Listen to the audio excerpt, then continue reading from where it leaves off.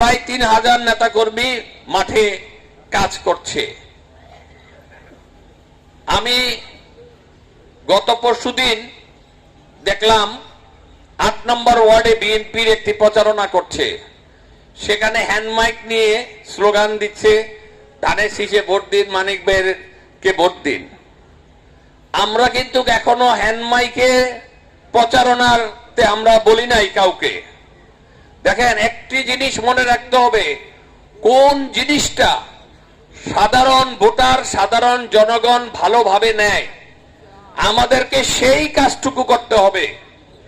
আপনি ধরেন মাইক দিয়ে বলতে পারেন, আপনার রাইট আছে, কিন্তু আপনি একা একটি মাইক নিয়ে কথা বলছেন, কিন্তু পাশের বাড়িতে দেখা গেল যে এক ফ্যামিলির 3 জন লোক সন্তান আছে যারা স্কুলে পড়ে, কলেজে পড়ে এবং ইউনিভার্সিটিতে পড়ে।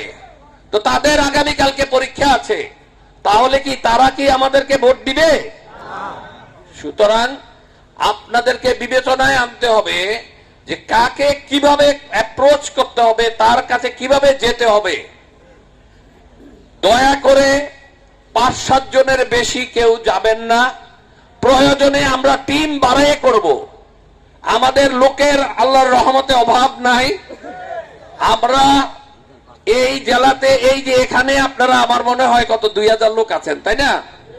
হ্যাঁ, প্রায় 3000। রাইট, 3000।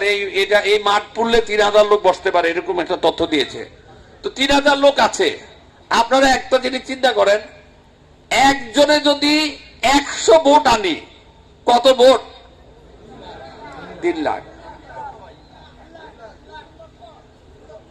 সুতরাং 3 লক্ষ ভোট কিন্তু আপনারা এখানেই আছেন, এবং আমার বিশ্বাস আপনারা তা করবেন।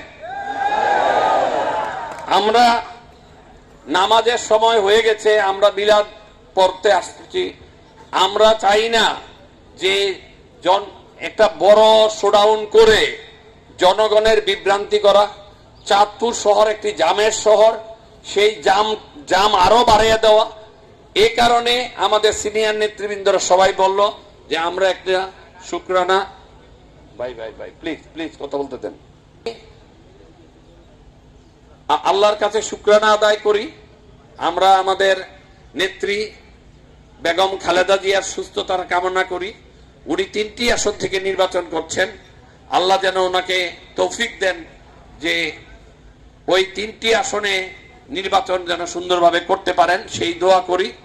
আমরা আমাদের সিনিয়র ভাইস চেয়ারম্যান তারেক রহমানের জন্য দোয়া করব, এবং সর্বোপরি আপনারা আমার আম্মার জন্য দোয়া করবেন।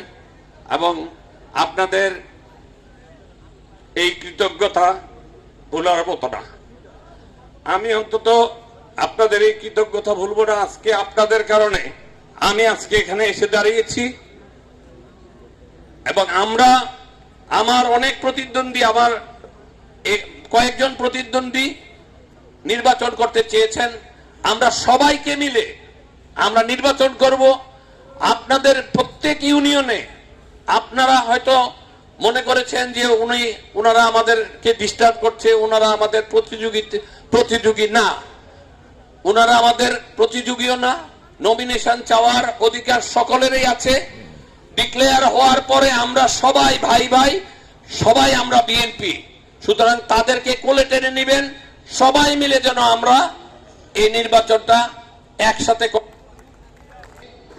আপনাদের এই কৃতজ্ঞতার যেন প্রতিদান দিতে পারি, আপনাদের সাথে যেন সব জীবনের শেষ সময়টুকু কাটাতে পারি, এই দোয়া করে আপনাদের কাছ থেকে বিদায় নিচ্ছি। আসসালামু আলাইকুম, খুদা হাফেজ। বাংলাদেশ জিন্দাবাদ, বেগম খালেদা জিয়া জিন্দাবাদ, তারুণ্যের প্রতি তারেক রহমান জিন্দাবাদ।